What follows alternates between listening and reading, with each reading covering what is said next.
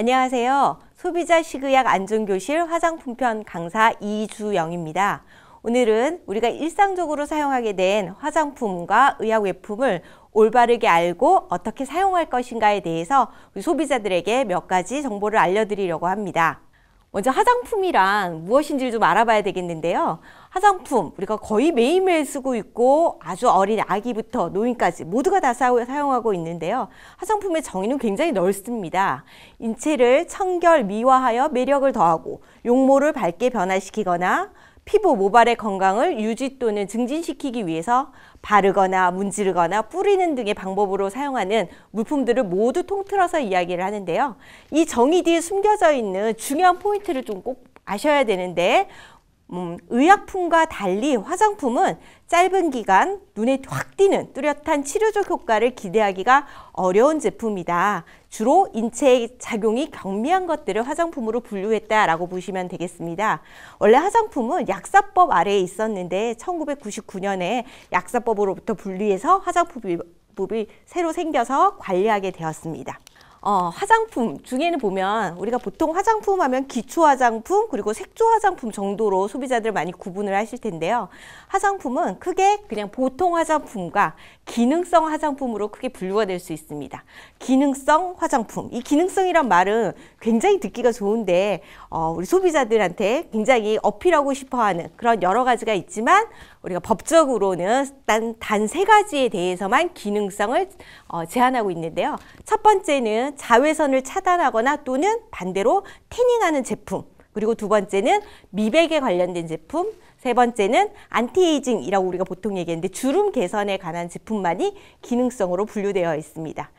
그리고 이 화장품과 가장 유사하면서 화장품과 좀 헷갈리는 부분들이 주로 어떤 분류가 있냐면 의약 외품이라 그래서요. 의약품 안에 포함되어 있지만 약보다는 좀 경미하지만 조금 더 안전성과 유효성에 대해서 관리가 필요한 제품들은 의약 외품으로 되어 있습니다. 이 의약 외품에 들어가 있는 것이 염색약입니다. 소비자들은 흔히 화장품으로 많이 알고 있고 기능도 좀 화장에 관련된 미에 관련된 부분이어서 착각하지만 의약 외품으로 관리되고 있다라는 거는 다시 생각해 보시면 조금 더 부작용이 많이 생길 수가 있겠구나 라고 짐작하실 수 있으신가요? 그래서 제가 마지막에 염색약을 어떻게 좀 안전하게 쓸 수 있는 방법을 꼭 알려드리도록 하겠습니다. 화장품에 대해서 이야기를 하려면요, 우리 피부를 먼저 이해해야 됩니다. 대부분의 화장품들이 피부에 작용하는 것들이기 때문인데요. 이 피부는 우리 몸에서 가장 넓은 면적을 차지하는 기관이죠. 그리고 이렇게 얼굴, 두피 또는 몸에 있는 모든 부분까지 전체를 둘러싸고 있다고 보시면 됩니다. 그래서 어떤 교수님은 이 피부라는 걸 뭐라고 표현했냐면 하나밖에 없는, 단 한 벌밖에 없는 옷이다라고 표현을 했어요. 사람이 입고 있는 옷에 비유할 수 있는데 그 단 한 벌밖에 없고 바꿀 수 없는 수선이 어려운 그런 옷인데 이 피부에는 대단한 기능을 가지고 있어서 그냥 옷이 아니라 우주복과 같습니다. 우주복과 같다라는 얘기는 우리 몸을 보호하는 기능이 굉장히 많다라는 뜻이고요. 피부가 그래서 하는 가장 첫 번째 일은 뭐냐 하면 외부의 세균이라든지 바이러스라든지 또는 화학물질로부터 보호해주는 작용을 합니다. 그렇기 때문에 찢어지거나 헐거나 어디가 틀어지거나 하면 안 되겠죠. 그래서 굉장히 잘 보호를 해야 되는 부분이 있고요. 두 번째는 피부는 세 층으로 되어 있고 이 층에 있는 땀샘을 이용해서 체온을 조절해주는 그런 기능을 가지고 있습니다. 보호 기능과 체온 조절 기능, 그리고 피하 지방이라는 형태로 에너지를 저장하는 기능도 있고요. 잘 아시겠지만 햇볕을 받으면 비타민 D를 합성해서 우리 몸에 영양소를 만들어주는 기능까지 가지고 있습니다. 그런데 화장품과 피부의 이야기를 할 때는 피부는 세 개 층으로 되어 있다는 이야기를 맨날 하는데요. 피부는 표피와 진피와 피하 지방, 근육 위에 이 세 층을 갖다가 피부라고 합니다. 제일 밑에 있는 피하 지방, 지방자만 들어가고 굉장히 싫어하시는데 이 얇은 피하 지방층이 에너지의 저장소 역할도 하고 외부의 충격으로부터도 보호해주는 기능을 가지고 있고요. 그 위에 있는 조금 두껍게 생겨있는 진피층, 이 진피층에선 두 가지 단어를 알아두셔야 되는데 콜라겐과 엘라스틴의 생성이라는 말입니다.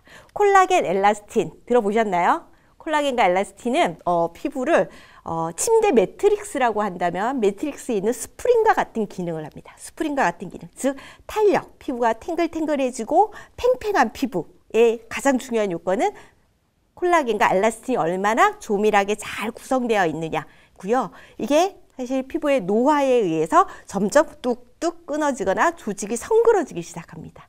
이 조직이 성그러지고 끊어지는 것들이 나중엔 주름이라든지 처짐의 형태로 나타나게 됩니다. 즉 피부가 노화되느냐 안 되냐, 노화되지 않느냐라는 것은 진피층이 관여를 한다라고 보시면 되는데요. 이 진피층은 자, 화장품이 과연 도달할 수 있을까요, 없을까요? 도달하기가 매우 어렵습니다. 왜? 화장품, 피부는 기본적으로 외부에서 들어오는 바이러스, 세균들을 막아줘야 되잖아요. 이 방어의 기능이 굉장히 크기 때문에 화장품의 형태에서 들어오기가 쉽지는 않습니다. 그 위에 있는 표피층, 그래서 우리는 화장품을 얘기할 때 표피의 과학이라는 이야기를 하는데요. 이 표피층의 수분과 유분의 밸런스를 얼마나 화장품으로 잘 조절해 주느냐가 결국 피부를 매끈하게 보이고 아름답게 보이는 그런 작용이 된다고 하겠습니다. 쉽게 이해하시려면 어린 아기의 피부, 모두가 닮고 싶어하는 정말로 탱글탱글하고 주름도 없고 뽀송뽀송한 그런 아이들의 피부처럼 우리 피부를 만들어주고자 하는 것이 기초 화장품의 꿈이라고 할 수 있습니다. 그러나 이 표피층은 여러 가지가 통과하기가 쉽지 않기 때문에 그렇죠? 아무거나 막 들어가면 세균이나 바이러스나 먼지 같은 것도 들어가면 안 되잖아요. 그래서 사실은 우리가 화장품에서 이야기하는 많은 유효 성분들이 사실은 이 표피를 뚫지 못합니다. 그 위에서 발라져 있다가 씻겨 나가는 것이 반복된다라고 보시면 되고요.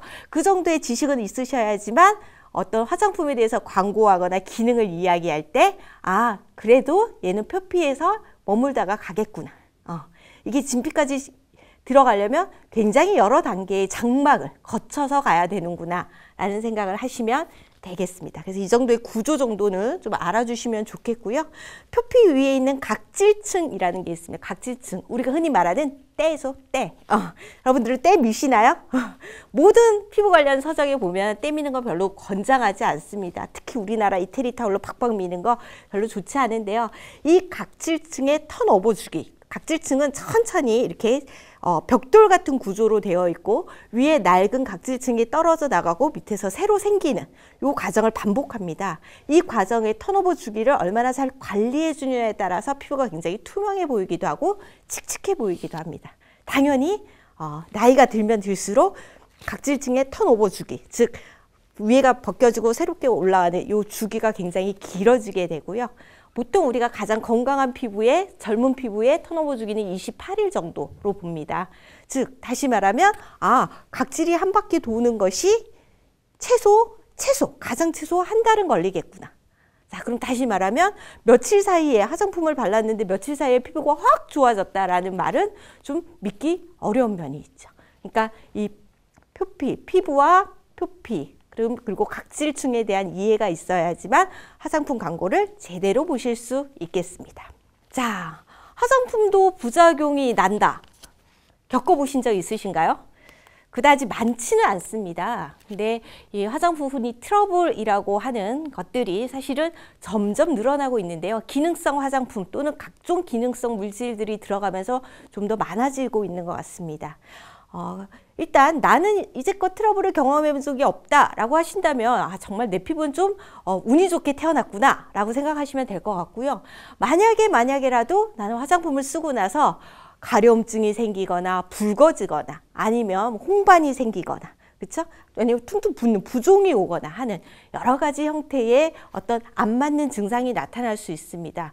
이런 걸 경험하신 분이 있다라면 반드시 샘플 테스트를 먼저 하셔야 되는데 먼저 화장품을 선택할 때는 소량의 샘플 화장품이나 테스트용 화장품으로 확인을 해보는 게 좋습니다. 한 번이라도 나는 트러블이 난 적이 있다라고 하시면 더더욱 필요하시고 특히나 고기능성을 이야기하는 제품일 때는 더 해보라고 권하고 싶은데요. 아무데나 발라보시는 게 아니라 소량의 화장품을 귀 뒤쪽에 있는 피부에다가 적은 양을 발라서 약간의 시간이 경과한 뒤에 괜찮은지를 확인하는 작업이 필요하고요. 그다음에 이 트러블이 가장 많이 나는 곳이 사실 눈 주변입니다. 눈 주변. 눈을 비비거나 눈에 화장품이 들어가거나 하는 경우에는 당연히 자극이 될 수 있는데요. 그래서 눈에 눈에 들어갈 수 있는 눈 근처에 사용하는 흔히 말하는 아이 메이크업 화장품이라든지 눈 주변에 쓰는 화장품들은 자극성을 나타낼 수 있다라는 걸 반드시 알고 계셔야 되겠습니다. 뭐 일부러 화장품을 눈에 넣는 사람은 없겠죠. 눈에 넣는 사람은 없겠지만 화장품을 사용할 때 눈에 자극이 되지 않도록 눈 주변을 좀 피한다던가 아니면 가장 많이 흔들리는 차 안이라든지 이런 데서 이렇게 화장을 해서 잘못해서 들어가는 경우들이 있습니다. 그러지 않도록 굉장히 주의하셔야 되고요. 만약에 알레르기나 피부 자극이 나타났다. 그럼 일단 그 화장품의 사용을 중지하시는 게 맞습니다. 가끔 명현 반응 또는 이게 이러다가 더 나아진다라는 그 어떤 이야기에 속아서 계속 쓰시는 분이 있는데 당연히 문제가 생겼다면 사용을 중지하시는 게 맞고요. 그다음에 이것에 대해서 혹시 소비자 보상 등의 절차가 필요하시다면 의사의 진단서나 또는 소견서, 그다음 패치 테스트 결과 등을 좀 구비해 두시고 증거 자료를 확보해 두시는 것이 필요합니다. 자, 화장품을 선택하실 때는 무엇을 제일 먼저 보시나요? 저희가 소비자 조사를 인식 조사를 해보면 브랜드라든지 모델이라든지 아니면 기능성 등을 본다고 선택하는 대답하시는 소비자가 굉장히 많은데요. 제가 화장품 선택 방법에서 꼭 하나 강조드리고 싶은 얘기는 화장품 겉면에 있는 표시사항을 잘 확인하시라는 겁니다. 먼저 이 화장품의 이름들은 굉장히 외래어가 많습니다. 영어명 어느 정도 이해를 할 텐데 각종 외래어들이 막 섞여 있기 때문에 반드시 사용법과 사용 목적을 확인하셔서 내가 쓰려는 화장품이 맞는지를 꼭 확인하셔야 하고요. 사용 수위 주의사항이 모든 화장품 뒤에는 기재되어 있습니다. 그래서 사용할 때 문제가 생기거나 주의해야 될 점이 무엇인지를 꼭 확인하시고 그다음에 사용 기간 또는 개봉 후 사용 기간을 표시하게 되어 있습니다. 예전에 이 부분이 가장 소비자들이 어려웠던 부분인데요. 보면 이렇게 회사마다 다른 막 용어로 써놓긴 했었는데 이제는 다 바뀌어서 모두 사용 기한, 언제까지 써야 한다는 것과 그다음에 뒷면에 있는 이렇게 원통형 케이스에 거기에 6M 또는 12M이라는 개봉 후 사용 기간이 표시되어 있는 경우가 있습니다. 이게 뭐냐면 화장품 뚜껑을 연 다음부터는 그 기간 안에 사용하라는 거고요. 그 기간이 짧을수록 어떻겠어요? 층분리가 잘 일어날 수 있는 그런 화장품이다라고 보시면 되고 가능한 기간 안에 사용하시는 것이 좋겠습니다. 그리고 제조번호와 제조사에 대한 정보가 정확하게 되어 있는지도 확인하시는 것이 필요한데요. 특히 우리 어르신들이 이런 것들을 잘 확인하지 않아서 어디서 만들어지는지도 모르고 무엇이 들어가 있는지도 모르는 화장품 피해 사례가 간혹 발생하기도 합니다. 믿을 만한 곳에서 제조되었는지 표시사항이 잘 되어 있는지 그런 표시사항을 제대로 하고 있는 제품들을 선택하는 것이 필요하고요. 화장품 표시사항 중에서 제일 중요한 것 중에 하나가 전성분 표시제입니다. 화장품을 만드는 데 들어가 있는 모든 성분을 제품의 케이스에 표시하게 되어 있는 건데요. 한번 꼼꼼히 보시면 깜짝 놀라실 텐데 화장품을 만드는데 이렇게 많은 성분들이 들어갔을까 싶을 거예요. 그리고 너무나 어려운 화학식으로 표시되어 있는 경우가 많습니다. 자, 근데 이건 매번 다 볼 수는 없고요. 이 전성분 표시를 모두 이해하기에는 어떤 도움이 필요합니다. 어플리케이션도 나와 있고 화장품 성분 사전이라는 사이트도 있는데 자, 이건 어떻게 내가 이 화장품을 썼는데 문제가 생겼다. 라면 예전에는 그게 도대체 무엇 때문인지를 알 수가 없었는데 전성분 표시제가 되면서 이 안에 있는 성분 중에 어떤 것이 나에게 문제가 있는지를 알아낼 수 있게 되었습니다. 사실 소비자의 권리를 굉장히 보장한 제도고요. 지금 10여 년 가까이 됐는데 여전히 좀 어렵지만 굉장히 중요한 정보이고요. 이 정보들을 가지고 해석할 수 있는 여러 가지 도움을 받으시면 될 것 같고요.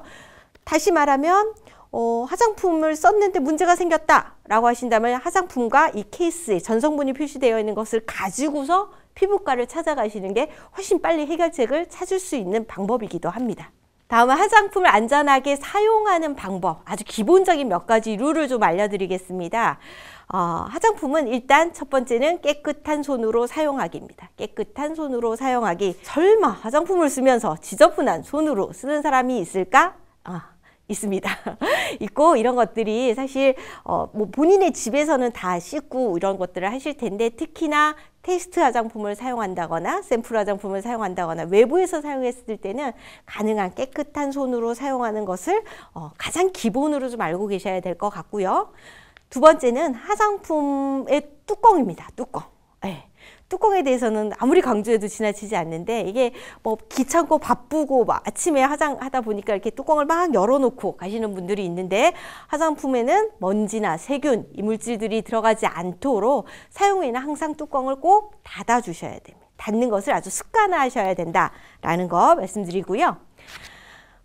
세 번째는 화장품 돌려쓰기입니다. 돌려쓰기. 네, 이 화장품을 여러 사람이 같이 사용하면 당연히 감염과 오염의 위험이 있습니다.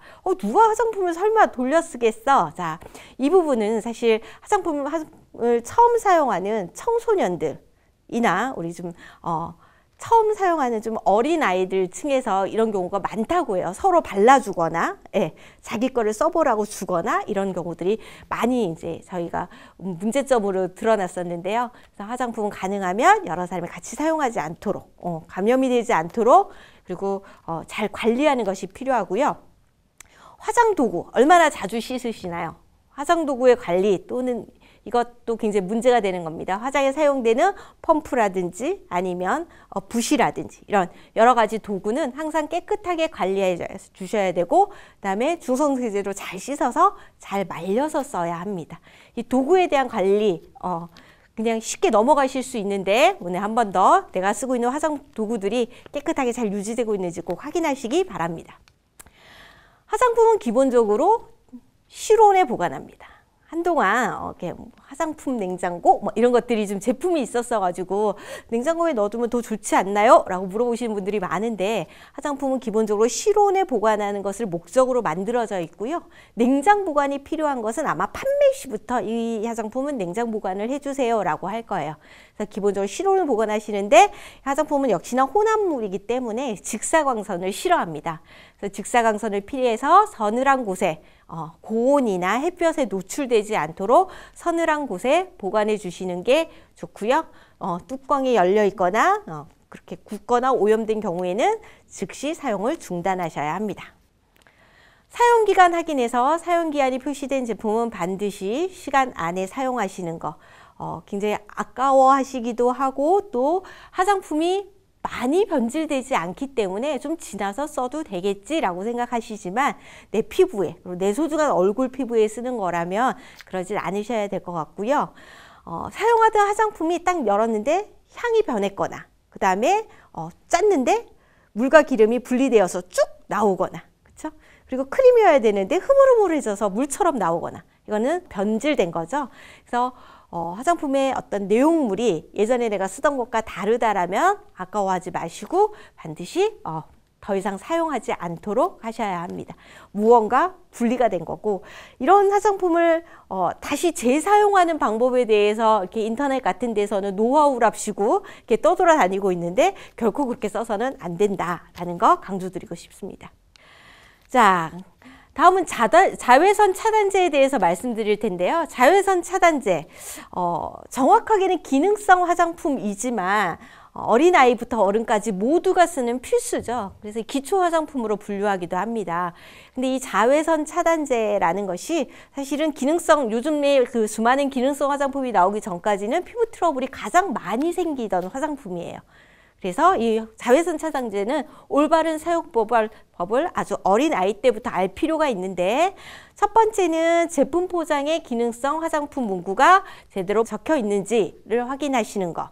그리고 자외선 차단제는 두 가지 표시 방법이 있습니다. 그러니까 자외선 두 종류 A, B 두 종류 광선이 있는데 그 중에 우리 피부를 좀 많이 자극하고 화상을 일으키는 게 B거든요. B와 그리고 A도 천천히 파장이 좀 작지만 오래 쓰였을 때 피부에 자극이 있기 때문에 이 두 가지의 차단 지수를 표시하는데요.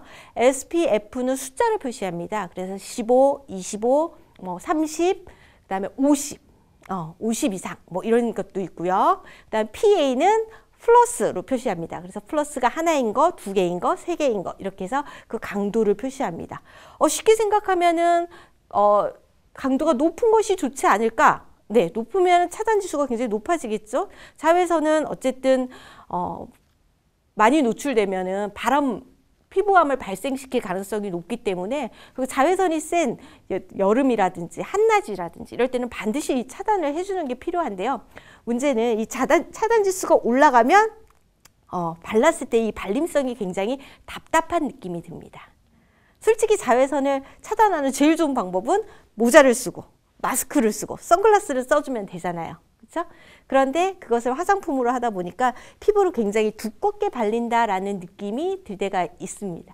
그래서 차라리 내 일상생활에 내가 어떤 생활을 할 거냐, 실내 생활을 할 거냐, 야외 활동을 할 거냐, 수영장을 갈 거냐, 등산을 갈 거냐, 이런 생활에 맞추어서 SPF 차단 지수를 적절한 제품을 선택해서 사용하시는 게 좋고요. 특히 이제 야외 활동할 때가 이게 중요한데요. 외출하기 전에 30분 전에 노출되는 모든 피부에 꼼꼼하게 발라주셔야 됩니다. 이게 바르다 보면 좀 뻑뻑한 느낌도 있고, 그 다음에 한여름철에 뭔가 바르는 건 굉장히 덥잖아요. 그래서 잘 안 바르게 되는데 약간 톡톡 두들기는 느낌으로 얼굴, 목, 손, 발 이런 노출되는 모든 피부는 발라주는 게 좋고요. 그다음에 바르지 못하는 부분이 있다면 가려주는 게 필요합니다. 야외 활동을 하셔야 되는데 눈 주변에는 못 발라. 그럼 선글라스를 껴주셔야 되겠죠. 모든 피부에 발라줘서 자외선을 차단할 수 있도록 하고요. 특히 야외 활동이 많을 때에는 2시간 간격으로 좀 덧바르기, 땀이라든지 땀을 닦는다든지 아니면 수건이라든지 이런데, 또는 물놀이를 했을 때는 물에서 씻겨나가기도 하죠. 그러면 그 노출된 부위에 다시 덧발라주는 거, 역시 톡톡 두드리는 느낌으로 덧발라주시는 것이 좋고요. 이 자외선 차단 성분은 물리적 차단 성분과 화학적 차단 성분이 있는데, 이 화학적 차단 성분이 굉장히 알레르기를 많이 유발합니다. 많이 유발해서 실제로 아이들한테도 많고 많이 피부과를 찾는 원인이 되기도 하는데요. 그런 알레르기 증상이 나타났다면 다음에 제품을 구매할 때는 반드시 샘플 테스트를 해보시는 거 잊지 않으셔야 될 거고요. 그런 증상이 나타났을 때는 당연히 사용을 중지하시고 피부과 의사 전문의와 상담이 필요할 것입니다. 그렇게 해서 이 자외선 차단제는 굉장히 필요한데도 불구하고, 또 특히 우리 아이들한테도 많이 발라주시잖아요. 초등학교 같은 데도 보면 자외선 차단제 바르고 땀이 나니까 손으로 눈을 비비다가 이게 눈에 들어가서 굉장히 따갑거든요. 눈에 들어가서 보건실을 찾는 경우도 있다고 하니까요. 안전하게 잘 쓰는 방법을 온 가족이 다 잘 익히셔서 사용하셨으면 좋겠습니다.